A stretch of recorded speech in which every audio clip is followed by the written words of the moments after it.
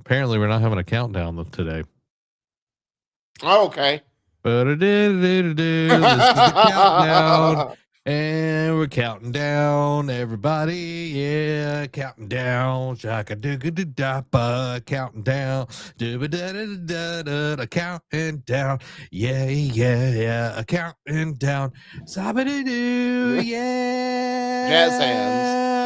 This week in gaming, Ubisoft continues its downfall. Nintendo gives a date for Tamagotchi, and the PlayStation 6 might be coming in 2028. This is the NerdCave News, and I am one of your hosts, Zach Dykes, joined by my good friend and co-host, Derek Daniel. Derek, how's it going? Pretty good, man. It's been a week.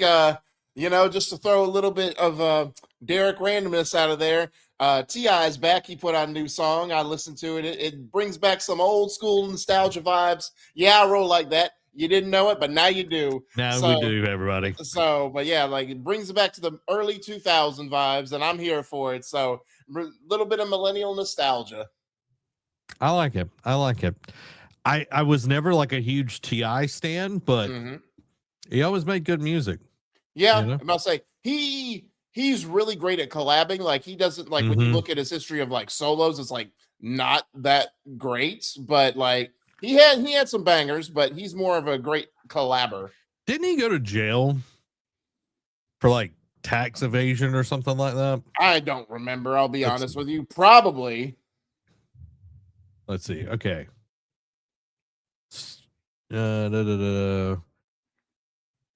Okay, so he served 11-month incarceration before the release of his No Mercy album.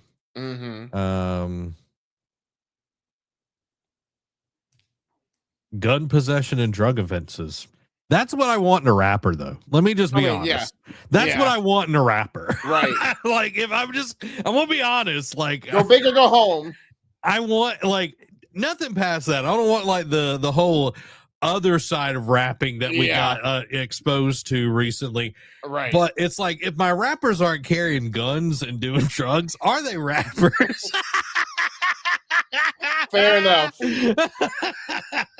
I'm just saying, you know what I mean? It's like, I want my raps to actually be correct. Exactly. That's what I'm looking for in my rappers. You know what I mean? It's like, I want them to be known. It's like, I don't want you to just be faking it. Right. Don't fake it till you make it. If you're a rapper, I want you to be doing the thing. You know what I mean? Yeah. I'm just saying.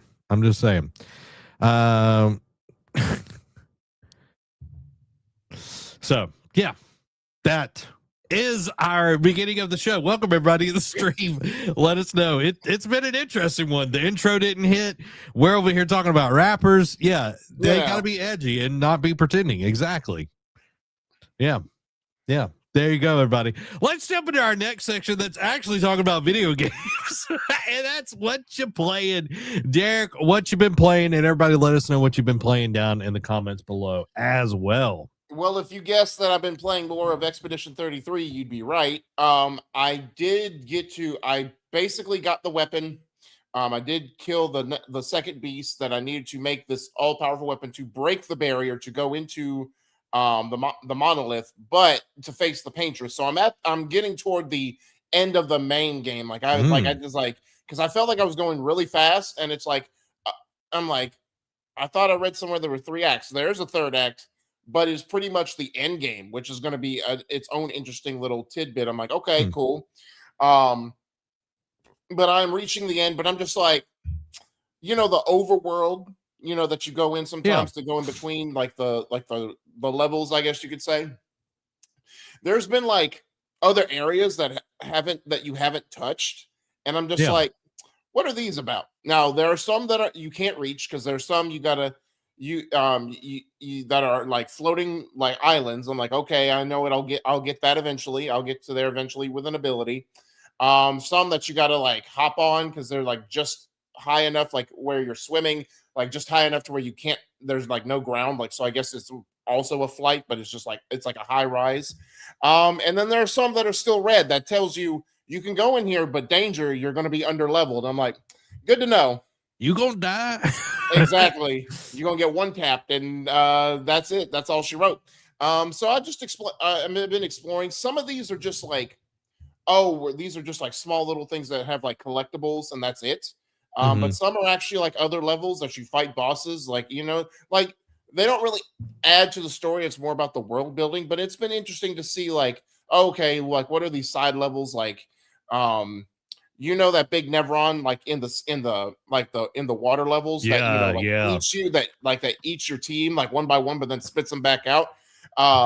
There's one that wishes there's a small version of that, and he's lamenting that his brother, that's like one of the giant ones, like died, and he can't see the paintress because he would sit on top of his shoulders. He's like, I want to grow, and in order to do that, you got to collect the skins from the big ones to make him grow.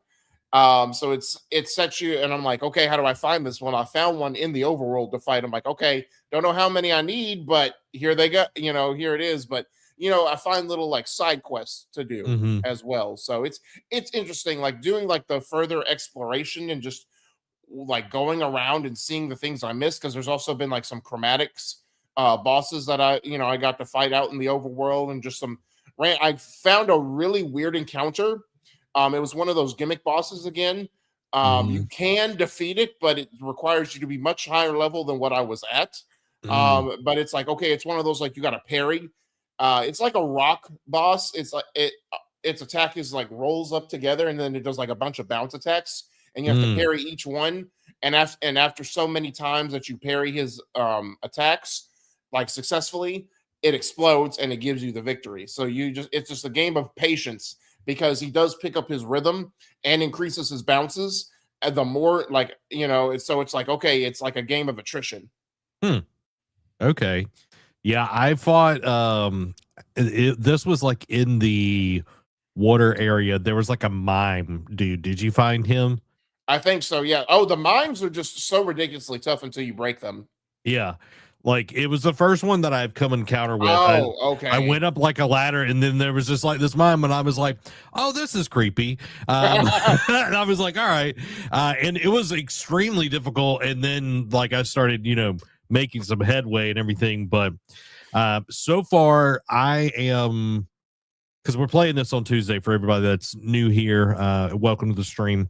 So I'm playing Expedition 33 on Tuesday, and trying to get into the Jestrel's village, and I'm fighting the last Skabate or whatever it's called. Yeah. And it's got like the cannons on the shield and all of that. Man, absolutely wrecking me. Wrecking my house. Like the one before, like the last time I played this section, the first time through, the one before it was harder for me. The one that had like the club, but that one was easier. But this time around, I don't know if it's the build that I got going on or what, but I don't know. I might have to like switch out some stuff, because I need fire. I need fire magic, apparently. But on top of Expedition 33, which I'm really enjoying, I've been playing Death Stranding 2. Oh, I knew you would jump right into it. I've been playing Death Stranding 2, and man, oh man, that game is so freaking delicious, dude. It is so good. And the beginning, like there's like the preamble essentially, and it feels a lot like the first game. You're like, okay, getting kind of the same thing, but we went down to Mexico. We're connecting some things, and I was like, there's only like 3 or 4 places that you're allowing me to connect, which is really weird. And then it was like, oh, we're going to Australia. Like there's like, yeah, it was like there's like a gate that's in Mexico that connects to Australia. So you go through the gate, and there's all these things happening, and you lose 2 people like early in the game, and I'm just like, emotions just being knocked in the head.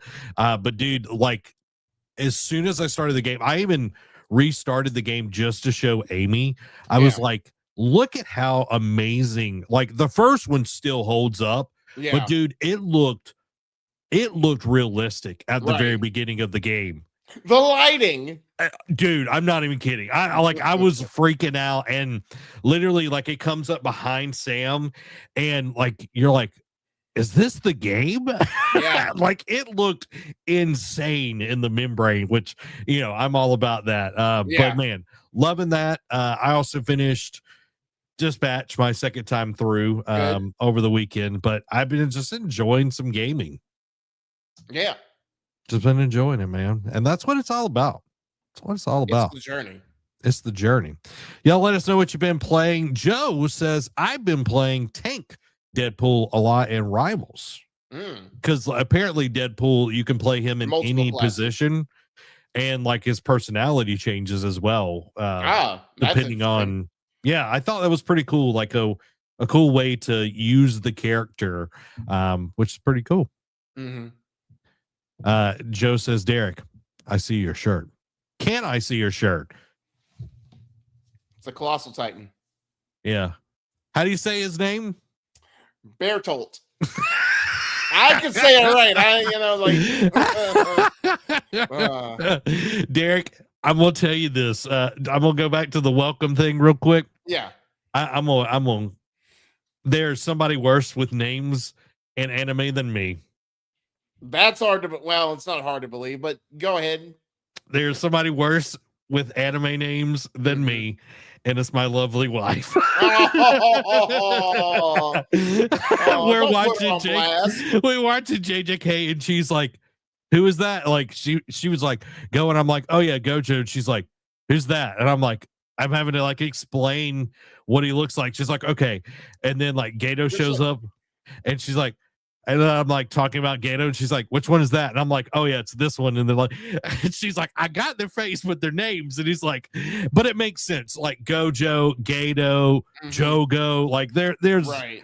Plus, like that was my issue first time through JJK was there's so many names. Oh yeah, and they don't get said that often either. No, so at least, but see, your crux is the pronunciation of them. She just can't remember who she can remember faces, just not the names. Yeah.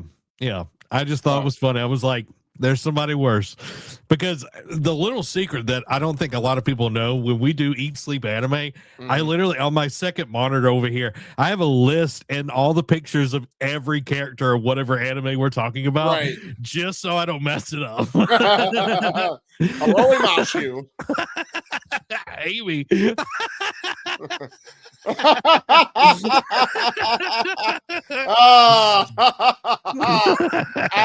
I did say don't throw her under the bus like that. I didn't throw you under the bus. I'm just talking. I love you. I love you very much. Like, she loved you so much you're gonna sleep on the couch tonight. Apparently so. I'm glad I had dinner already. I'll say good thing, because otherwise she'll poison your food. Bring in Mau. Oh my Lord. Joe, I hope the game's coming. Well, let's jump in.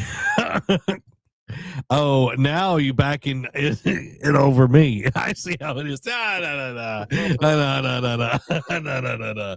Let's jump into the gaming discussion this week before I dig the hole even further tonight. First up, Ubisoft shares price that has plummeted 33% following news of its major overhaul, and this by Michael Herodens at PSU. So Ubisoft's share price has fallen significantly following the publisher's announcement of a major company shakeup, which includes the cancellation of 6 titles such as Prince of Persia: The Sands of Time remake. As reported by CNBC, Ubisoft's share price has plummeted by 33% following the news, and earlier today, the company's share price stood at 4.36 whatever currency they're using, euros, I'm assuming, which was down from 6.64 euros on Wednesday when the stock market closed. For reference, this is the lowest figure that Ubisoft's share price has dropped since late 2011, when it fell to 5 euros. And you know what? You play stupid games, you win stupid prizes. You know what I mean? And they knew this was what Now, maybe they're just riding the storm because a lot of the other studios that like cleaned up to prepare to be sold kind of took this kind of same route, and their stock was affected just a little bit. However, when you're Ubisoft and you treat your employees like crap and you just let them go, like burying one of the leads, like the actress who was playing, I guess, the princess, the voicing the princess in the Sands of Time remake, she didn't even get told. Like, she found out through the internet that the game was canceled. Like, they didn't even like call and said, "Hey, we're sorry to inform you, but the project's not going through anymore." So she's like, she's lost 3 years of work due to that. And I'm like, bro, like, can we bring back like just general what's the word I'm looking Common for? decency. Yeah, common decency. Can we just do that? Like, and this is not the first instance, like just in general, like in the video game industry, TV shows, like more and more people. And I get, when you make a split decision, you can't just call, but like send a mass text, send a mass email saying like, "Hey guys, we're sorry to report, but before the news gets out, we are not moving forward with the project. If you have any other questions, please contact your PR team or whomever, and to get more information as to why." But it's just like more and more, it's like commonplace. It's just like, hey, and like you're thinking, "Oh man, I can't wait to jump on and do my next session today." And then you scroll Instagram or whatever social media you use and be like, "Yeah, the game's been canceled, huh?" Yeah. But yeah, you play stupid games, you win stupid prizes. And I as a former Ubisoft stan back in the day, because probably about 15 years ago, 14 years ago, they could do no wrong. Like Far Cry 3, the height of Assassin's Creed, they were hitting on all cylinders. They were doing stuff that actually spoke to the gamers. Now it's like, I just wish for your downfall. Yeah. To the person that didn't like, you should tell your employees that they don't have a job. Yeah. They shouldn't find out over the internet. Like, that's bullcrap. No. And for them to drop, like, yeah, that's just kind of common for anything when there's a shakeup or whatever, that stock prices are going to drop. So it's not that huge of a deal long term, but it is interesting to see that it happens. But we've got even more Ubisoft news, everybody. Ubisoft follows last week's game cancellation and studio closures with a proposed reduction of 200 more jobs at its Paris HQ. And this is by Tom Phillips at IGN. So Ubisoft has proposed the loss of up to 200 jobs within the French capital, where it currently employs around 1,100 people. This process will be organized under the Voluntary Rupture Conventional Collective, or the RCC process, where staff can agree to form a collective voluntary mutual termination agreement. Quote, in line with last week's announcements on its new operating model and the acceleration of cost reduction initiatives, Ubisoft International has initiated discussions regarding a potential RCC, a collective voluntary mutual termination agreement that could involve up to 200 positions at its headquarters in France.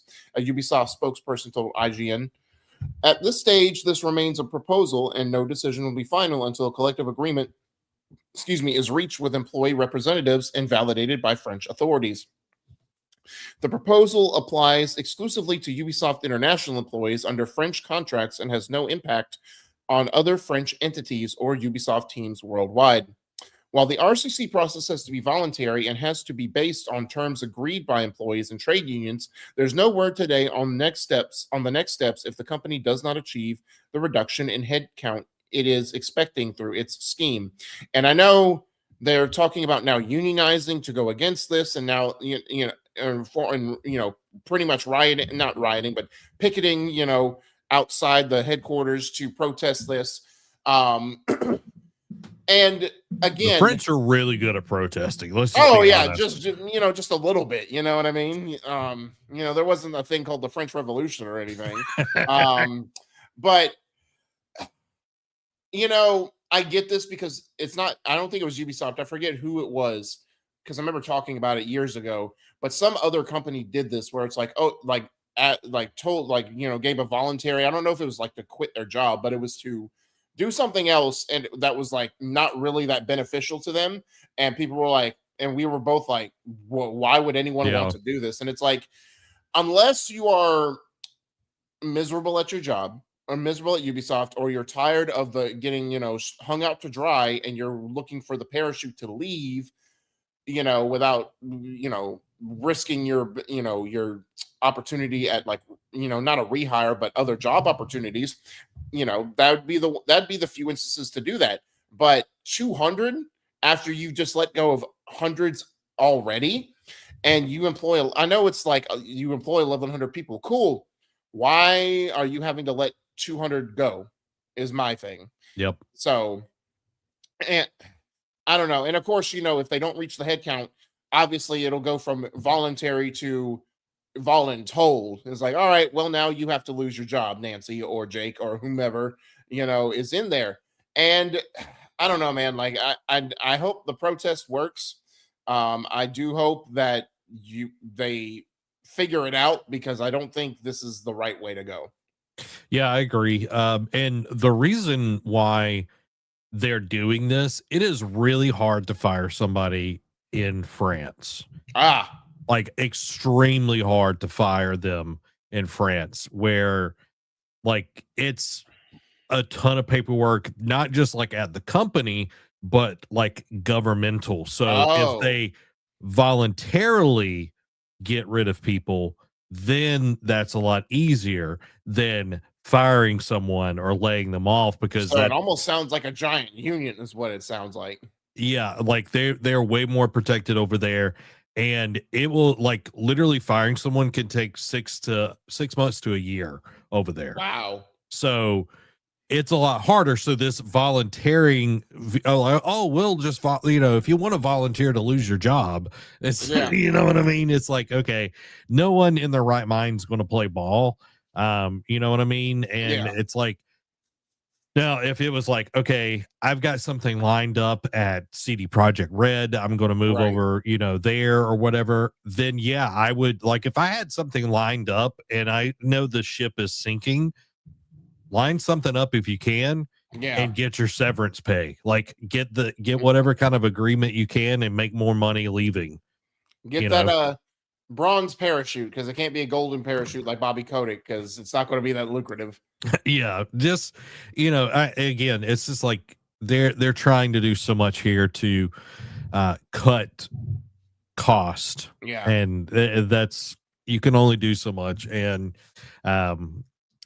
we talk a lot about Ubisoft the last few weeks, but we got some more. Ubisoft hits back at conspiracy theories, says what's to blame for the company's issues, and this is by Tom Phillips at IGN. So a former Ubisoft Osaka staff member has spoken out against persistent, quote, online conspiracy theories that the publisher's performance is being impacted by a focus on DEI initiatives rather than the company instead of suffering from big business syndrome. Now, a staff member previously employed at the recently closed Ubisoft Osaka has offered their perspective and suggested that the firm's DEI advocates wielded limited influence, while beneficial initiatives saw improvements to the workplace environment, market expansion into South America and the Middle East, etc. Writing on X and translated by Automaton, the former staff member blamed Ubisoft's current troubles on big business syndrome, essentially a stagnation in new ideas due to risk-averse staff in senior positions. The decline in marketing creative departments stemmed from big business syndrome, something that can happen to any large company, ex-Ubisoft Osaka developer Kensuke Shimoda wrote. One example of this was the excessively low turnover rate, leading to a clear lack of senior/lead level staff with experience developing online, mobile, and free-to-play games. Additionally, at a French-first company establishing branches outside French-speaking regions to build a global development structure, they faced management issues unique to non-English global corporations. When contacted by IGN for a response, Ubisoft declined to comment, and Ubisoft Osaka was shut down a year ago, impacting 134 staff, including Shimoda. Previously, the team had worked as a support studio and had contributed to Assassin's Creed Shadows development. And I agree with the fact that this is a big business syndrome. Like, again, we see it all the time with higher ups in big corporations the government, even like the longer you've been there, the more you sit on your 5-gallon bucket and be complacent. And I do think they suffer from big business syndrome, because we see it we don't have to discuss whether it's true or not. We see that in their products, and we see that in their games. Like, their games look uninspired, like Far Cry 6. As much as I love that series, and they had a great villain, like a great actor play the villain in Giancarlo Esposito. That was the only selling point for that game. Exactly, 100%. And the game came out and it was lackluster in sales. And while Shadows did its thing for a couple months, now like no one talked about it from like summer on. You know what I mean? And no one's talking about it now, even with like an update. Updates still coming out for it. And I know, as consistent as Siege has been, no one talks about it like they used to. Like, it just kind of does its thing at this point. And not to mention all the projects and like the stuff that should have died, like Beyond Good and Evil 2, that's still sticking around. It's like, this is a proponent of resting on your laurels and just and I don't want to say it was the turning point, but it was definitely one of those points in time where I think it started to sow those seeds of complacency, is when they fought off Vivendi. When they finally slayed that dragon, and we were over here too celebrating. It's like, oh, thank God, and Ubisoft can finally focus on making their games. And then this is what you don't want. And it was sort of like when Microsoft, we all celebrated when Microsoft won the court case against the FTC to buy Activision Blizzard, because we thought it would mean a whole lot different than what it turned out to be. And it's still, it's not as bad as what Ubisoft is post Vivendi, fight off. But at the same time, it's just one of those things of you want to root for them, and then they become the villain. It's like, to paraphrase The Dark Knight. Yeah, and when you look at this, they have constantly made the wrong decisions, and when you have people in senior leadership that won't retire or won't leave, then there's like, you're blocking the blood vessels, and eventually the host dies when the blood isn't flowing. And when you have these people that are making decisions like gaming is back in the early 2000s, it doesn't work for 2026. And then be like, have you heard of this free-to-play thing? Have you heard of live services? And then like going crazy on those, it's like you're behind already, because like anytime Ubisoft has come out with like anything live service or free-to-play, it's been trash. Yes. And it's like, you need to do what you do well. And the reason why you can't do anything well is because people are leaving or you're firing them, and you keep around the people that are toxic, that have probably piles of HR complaints that you don't take care of. And like I said last week, the Guillemot family need to get out of Ubisoft for it to be healthy. Sell it, get it out of here. I don't want to talk about Yves and his brood of vipers like anymore. Like, it's Amy's Vive la Revolution. Like, let's go. Like, let's see something different, because Ubisoft used to be such a shining thing, even though those awful E3 conferences, but nothing tops that one that they had in that weird like hotel like ballroom. I forgot about that. That one was so freaking bad. I would take Aisha Tyler's. I was gonna say, it got so bad that Zach wished for Aisha Tyler back. Yeah, and we all know how cringe those were. Those were very cringe. I love Aisha Tyler and like Archer and everything, but those were awful. Hashtag Girlwood. Oh my God.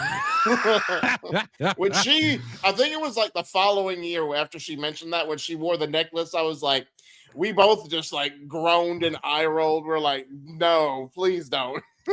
It was so bad. But we've got more Ubisoft news, because Ubisoft says Prince of Persia Sands of Time remake needed more time and investment than they could responsibly commit. And this is by, guess who? Tom Phillips at IGN. So Ubisoft has said that completing its now canceled Prince of Persia: Sands of Time remake would have, quote, required more time and investment than we could responsibly commit to after more than half a decade of development. A statement that's now been shared via the official Prince of Persia social media account holds few answers, but here it is in full. Quote, to the Prince of Persia community, we wanted to share this with you directly. Reads a statement attributed to the Prince of Persia team. We've made the difficult decision to stop development on Prince of Persia: The Sands of Time remake. We know this is deeply disappointing. The game carries enormous meaning for fans and for the teams who worked on it. While the project had real potential, we weren't able to reach the level of quality you deserve, and continuing would have required more time and investment than we could responsibly commit. And we didn't want to release something that fell short of what the Sands of Time represents. Prince of Persia as a universe and a legacy continues to matter deeply to us, and this decision does not mean we're stepping away from the franchise. Thank you for your passion, patience, and love for Prince of Persia. And I'm going to just say this, Zach, like, kudos to them for realizing it before it became more of a money pit, because that's something that we keep talking about it. Sony should have done with Dreams and Media Molecule, because that thing took way too long to get out, and it didn't have the ROI that anyone expected. But at the same time, how much more, like it said, it's like half a decade, but, there were reports, we first saw it in 2020. It was supposed to launch in like September 2020, supposedly launch in like early 2021. So like less than half a year before it was out, we were both like, no way, no shot. And then it went mum, and then we saw it popped up again in like 2023, and then popped up again in 2024 and said, or 2025 and said, in 2026, it's going to supposedly release. So if it needed more time, how are y'all going to be like the math ain't mathing on this, Zach? Like, how are you going to say that, it's ready in 2026, like January-ish or whatever, like that unreal expectation, and then say, it needed more time? But prior to us being shown in 2020, and apparently already been in the ecosphere, like in their conception phase for like 2 years, like almost 2 years prior. So I'm wondering, like, how rough a shape was it? I know they did the Metroid Prime thing and rebooted it and like started basically almost from scratch to try and like fix all the problems and whatnot. But it's like, how much more time did you think it was going to need? And two, but apparently following that up, it's like it was almost ready to launch like this month. I don't get it. I don't. Ubisoft be Ubisoft, but also it's like I feel like you're giving me you're peeing on me and telling it's raining. You know what I mean? Like you're just straight up lying to me, saying one thing but meaning another. Yeah, I think they're blowing smoke. 1,000% here. This is a tax write-off. Yeah. That's what it is. And yeah, maybe it was in bad shape, but ultimately it was like, let's just write this off as a loss and then we can move on. Because it could have been in like where it was like, okay, we're ready to ship it, but it was just garbage. Mm-hmm. And they don't need any bad games coming out. That's why they canceled 6 games and pushed back 7.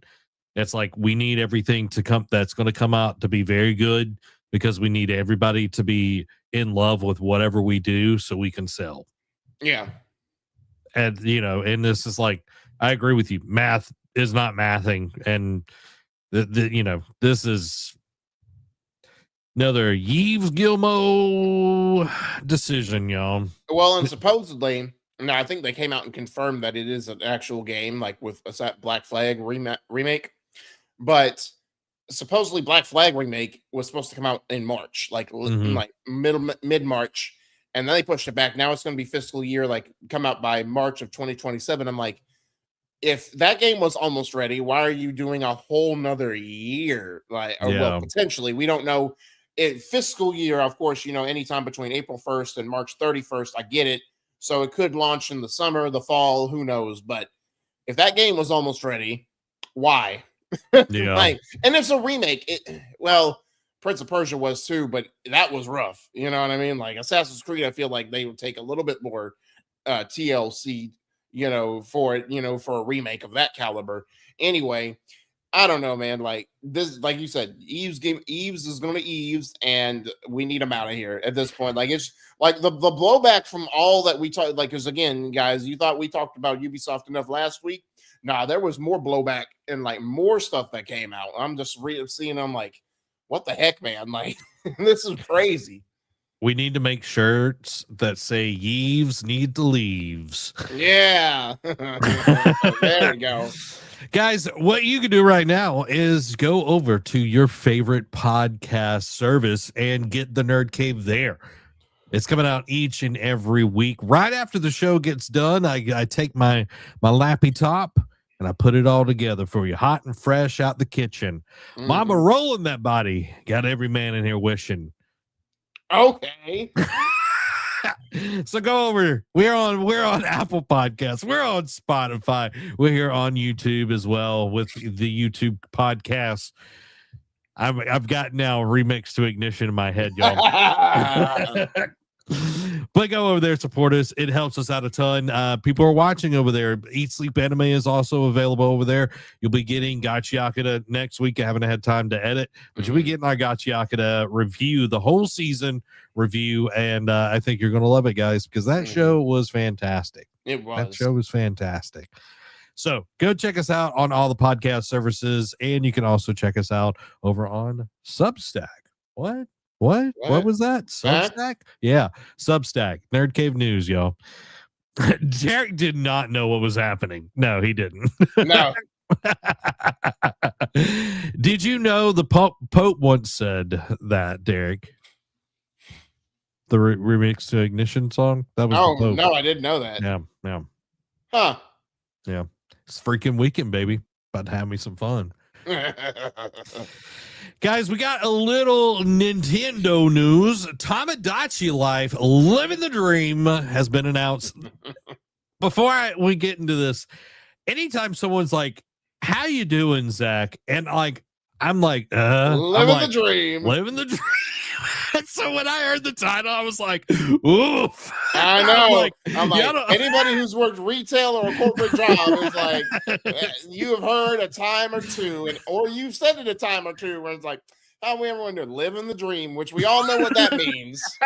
So when I saw this, I was just like, y'all clearly don't know the context of living the dream. No, definitely not.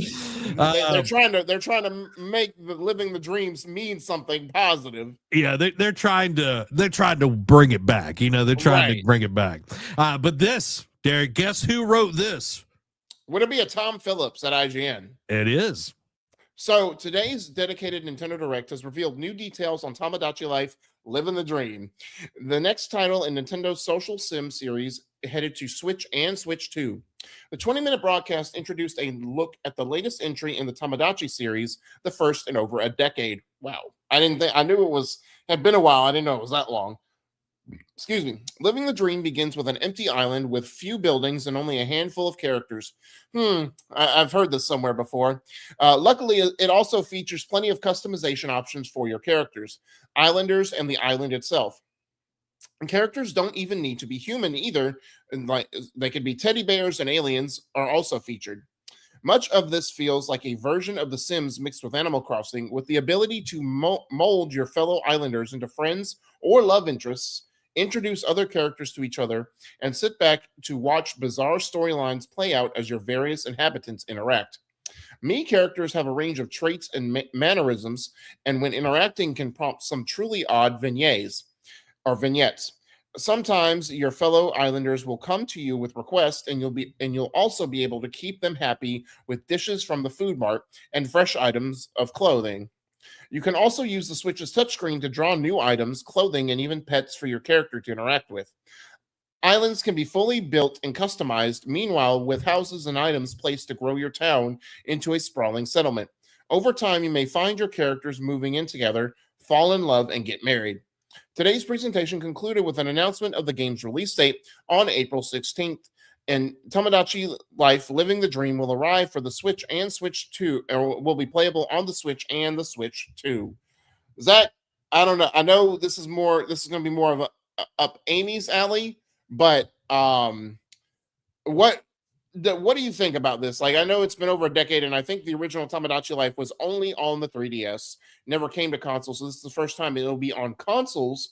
What do you think? Do you think this is going to be a hit for Nintendo, or do you think this is just going to fill the void while people wait for the next Animal Crossing? I think it fills the void for the next Animal Crossing. Yes, we did just get the update, but eventually that will run its course and everything. Like I know Amy's been really, really enjoying the update, just because there's new content and everything. But you can only do that so much unless you want to start different islands. But I know like you can now create more dream islands that other people can come to and all of that. So there's more to do, but I think with this Tamagotchi Life, living the dream. Sorry, that living the dream. I think it will bring in more people just because it has been a very long time since we've gotten Animal Crossing, and we don't know when we're going to get the next one. So I think this is the perfect time for this to come out because Disney's Dreamlight Valley has been out for a few years now. So this is like perfect time. Put it out there like the Hello Kitty one came out like a year or two ago. I forgot about that. Yeah. So this is perfect time. Hit while the iron's hot, and it's going to have a different feel than Animal Crossing. It's going to bring like the Sims part to it because like the people finding couples and all of that and love interest and like that sort of deal is going to be different than what we even get in Animal Crossing. Correct. So you can just make friends, but you can't, marry people. Yeah, exactly. So I think, having that part of it, I think it will interest more people because I know a lot of like Amy loves playing The Sims, and this being that plus Animal Crossing, I think it's like the best of both worlds, as Miley Cyrus once. I was gonna say, back in the best of both worlds. The poet once said, so I think it'll be good. I think it will sell pretty well though. Yeah, I think so too. Just because people who got the Animal Crossing update have been excited about it. I feel like it brought, it kind of rejuvenated the fan base just a little bit, but people are looking for that next thing in the like the Life Sim series. And I feel like that will do well, especially coming out in April, which, outside of a random Persona drop or like, because I think didn't Elder Scrolls drop end of April, like the Oblivion remake last year? Yep. Like outside of a random game release, like April's pretty dry. So I feel like that will be middle of April, right after Easter will be that perfect, time to get a game. Yeah, and it gives you enough time to do everything in the new update for Animal Crossing and then start wanting something else. And having it on Switch 1 and 2, like that's perfect. Like that's like smart. That install base on Switch 1 will be crazy enough by itself. Yeah, like fantastic. That's not a weird Nintendo decision, I'll tell you. Yeah, that's good stuff. Welcome, Nate. Hope you're doing well, buddy. Let's get into our last topic of the show. The PS6 has a high likelihood of launching after 2028, and this is by Verity Townsend at IGN. And we haven't really talked about really much PlayStation this year so far, so I feel like we were deserved a PlayStation discussion. Ahead of Sony's third quarter financial report due on February 5th, David Gibson, senior analyst at MST International, who focuses on game and tech companies, published a Japanese language report giving insights into the Sony Group's current performance and potential next moves. According to Gibson, Sony's earnings for the third quarter are expected to exceed forecasts, with strong sales of first and third-party games driving growth. He also noted that games and network services, including PSN subscriptions, are set to remain strong.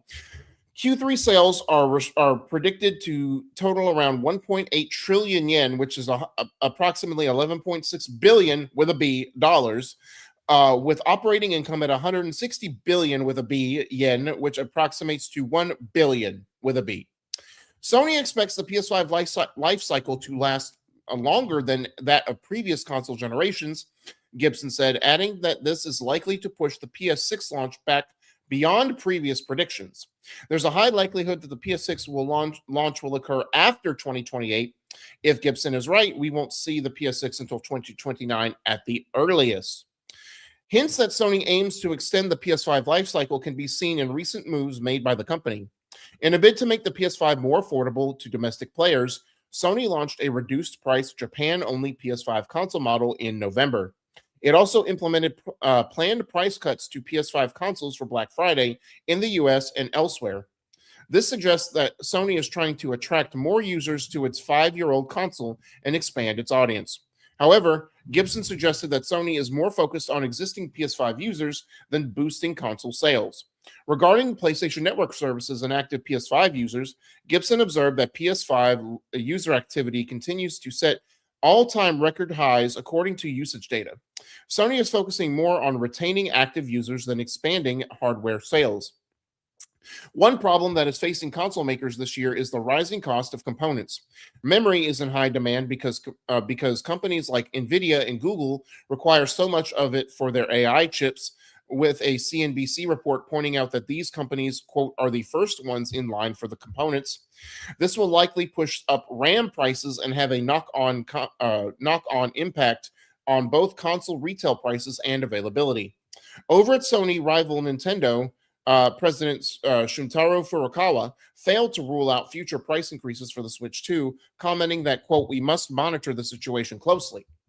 It's likely that Sony is also keeping a close eye on the situation with regard to both PS5 hardware and the timing of the PS6 launch.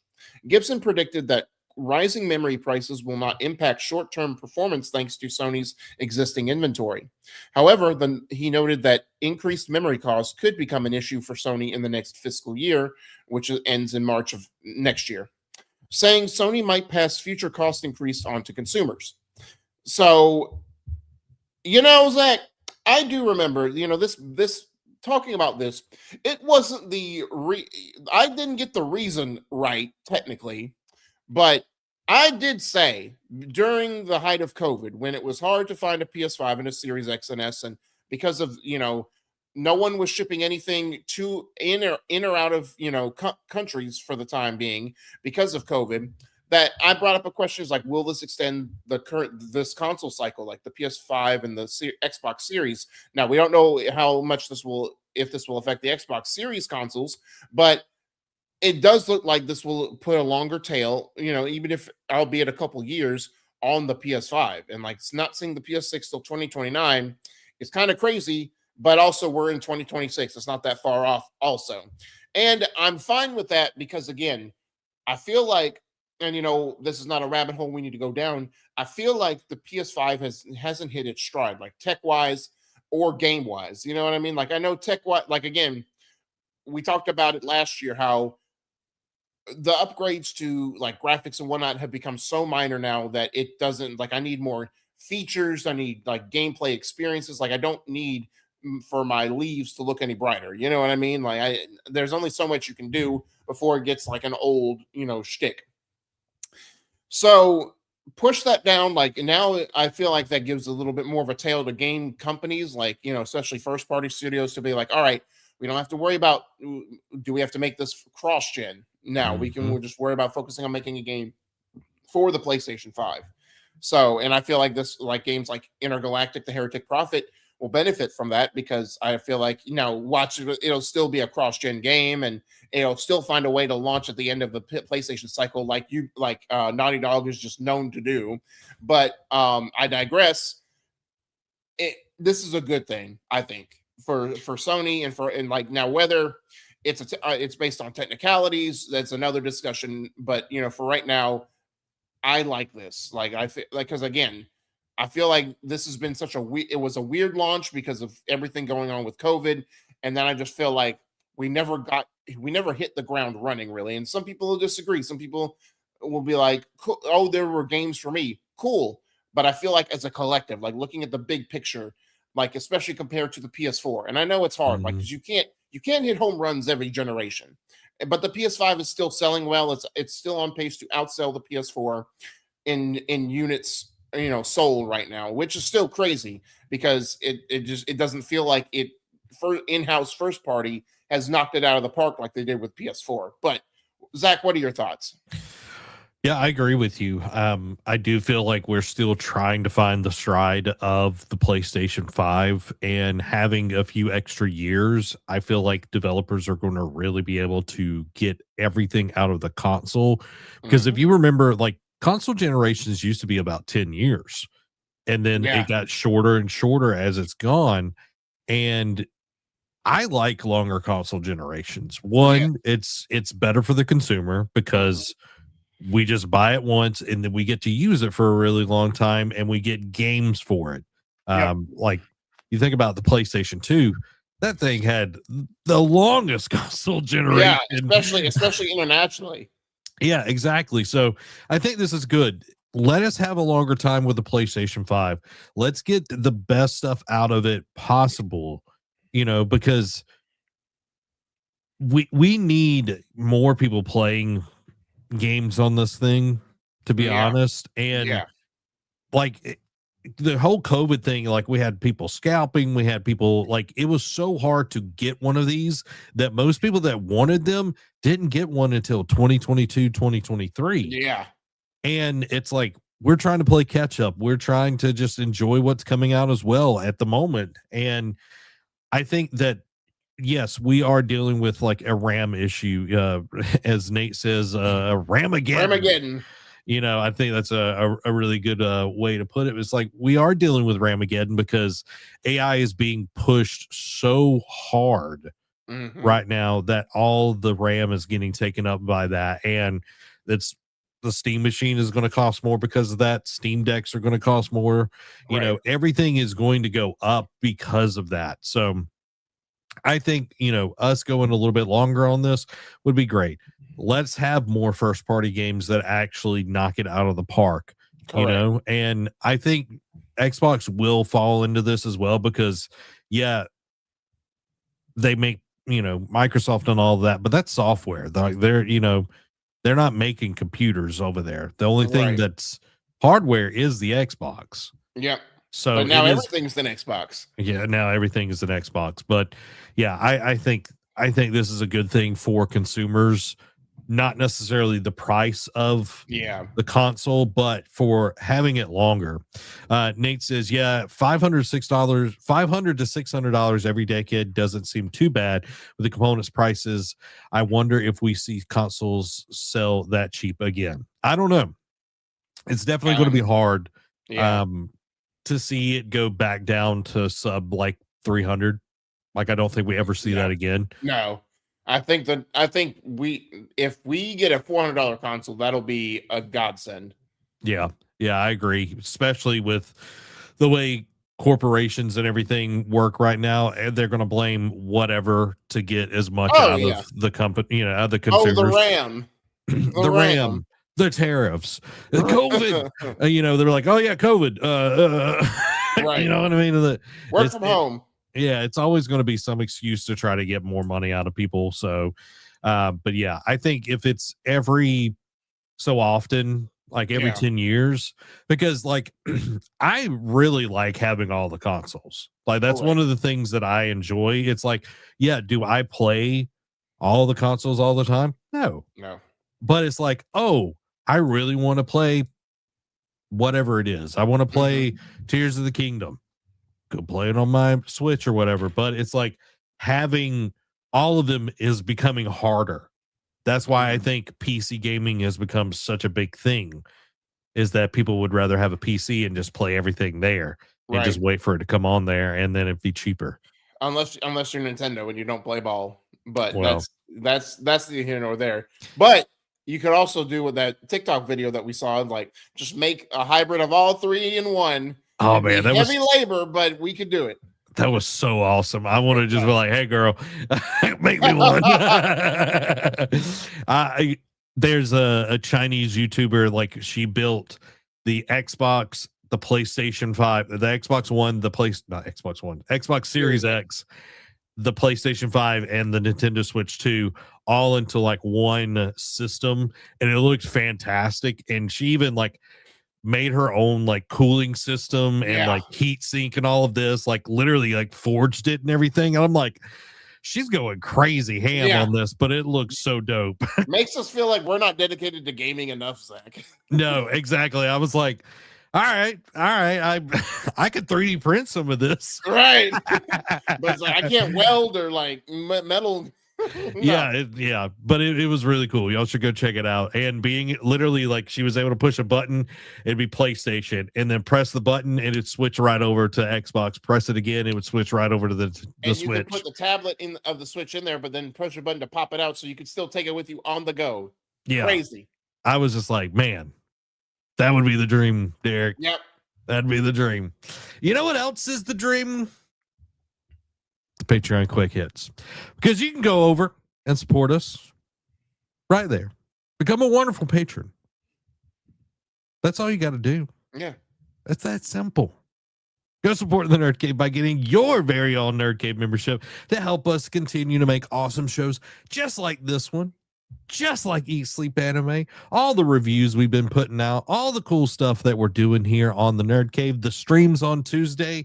It helps us out so much. If you got any bucks to toss, we appreciate it. If you don't, that's totally fine too. You can go get a free membership over there and see all the free stuff that we've got going on. It helps us out a ton, regardless if you toss money or not. It helps us out. It tells the algorithm on Patreon, hey, these guys got something good over here. We should push their stuff more to more people. So become part of the ship, part of the crew by going over to patreon.com/nerdcave and support this 1.5 person business, because you too can stop forest fires. Now it's time for the Patreon quick hits. So starting off, Christopher Judge praises Ryan Hurst's casting as Kratos in God of War, saying, quote, "It's a magnificent choice." Super Mario Brothers Wonder gets a Switch 2 upgrade, playable Rosalina and Bella Bell Park on March 26th. Greedfall: The Dying World gets a 1.0 release on March 12th. The Switch 2 was the best-selling console of 2025 in the US, and it is still outpacing the original Switch. Beast of Reincarnation game director says Game Freak's primary focus is on gameplay experience rather than visual fidelity or graphics. Excuse me. Pokemon Go looks to be adding a new currency to access Mega Raids, though players are split on whether it will revitalize Mega Pokemon. Metroid Prime producer reportedly leaving Nintendo after 40 years and is unsure if there will be another game to wrap up Silex's story, which was the main villain in the last one they just released. Analyst predicts CD Projekt Red could spend up to 800 million on The Witcher 4, which is insane. That's like movie production levels. Call of Duty was outsold by Battlefield in the US for the first time last year, with Black Ops 7 recording the worst series ranking since 2008. Vampire Survivor spinoff Vampire Crawlers gets gameplay details in a demo on February 23rd. Forza Horizon 6's $60 premium upgrade gives you early access but costs almost as much as the game itself. Arc Raiders roadmap promises a new map, more arcs, and even a little love for Scrappy by April. Ubisoft reportedly set to bring 60 FPS update to all Assassin's Creed titles. Staff at Ubisoft are voting to strike against proposed layoffs that we discussed earlier. A week after its company reshuffle, Ubisoft has announced a Just Dance Plus price increase, because why not, right? Like, if we're going to go big, go home. Or go big, we're not going to go home. Xbox Studios chief says Microsoft aims to be more consistent with its PS5 release schedule. Dynasty Warriors 3 Complete Edition Remastered has been delayed to further improve the quality of the game. Rumor that there's a State of Play that's returning in February sometime. Looking forward to that. Bandai Namco reveals Age 1000, a mysterious new Dragon Ball game, and this is hot off the heels of their 40th anniversary announcement where they announced a bunch of stuff involving Dragon Ball, which I'm excited for. Resident Evil Requiem director says the game won't be open world. Invincible versus roster adds Viltrumites, Anissa, and Lucan, or Luck, however you pronounce it. Prince of Persia, the Sands of Time remake actress says she's lost 3 years of work and found out via the internet. Mario Kart series veteran Hideki Kono retires after almost 40 years at Nintendo. Rayman 30th Anniversary Edition has been leaked by Ratings Board. Nintendo announces Virtual Boy Classics for Switch will include unreleased games, customizable colors, and more. Steam owner Valve faces $900 million lawsuit over PC monopoly claims. Cyberpunk 2 creative director hints that first-person only cutscenes are returning. MLB The Show 26 release date has been set for March 17th. The PS Plus Essential free games for February have been announced. We're getting 4 this month. We're getting Undisputed, Subnautica Below Zero, Ultros, and Ace Combat 7 Skies Unknown. Scott Pilgrim EX arrives on March 3rd with 2 new playable characters being revealed. Disney Afternoon Collection finally announced for Switch with a February 26th release date, and 2 new games included Elden Ring Night Reign is getting a tabletop RPG adaptation from the folks behind Dark Souls and Elden Ring tabletops RPGs. Dispatch is censored on Switch due to platform content criteria, that says the developer. Rumor, a Nintendo Direct could come as early as next week. Helldivers 2 New Warbond Siegebreakers adds a great big breaching hammer. And lastly, Terraria's new patch, the Bigger and Bolder update, sparks highest player numbers in nearly 6 years. Like with Dispatch, I totally understand why it's getting censored. It does have some things. It's not necessarily what's said, it's what's shown in there. You can turn off things being shown, if you know what I mean. That's one of the options, thankfully, you can do. But yeah, it's Nintendo. They're way stricter over on their platform. The children. Yeah, the children. Man, seeing Ace Combat 7 coming to PlayStation, I bought it during the Steam Winterfest. I know. But it was like $4. So I'm just or it was like $7. I was like, okay, whatever. But it still sucks because now I'm going to play it on PlayStation instead. Right.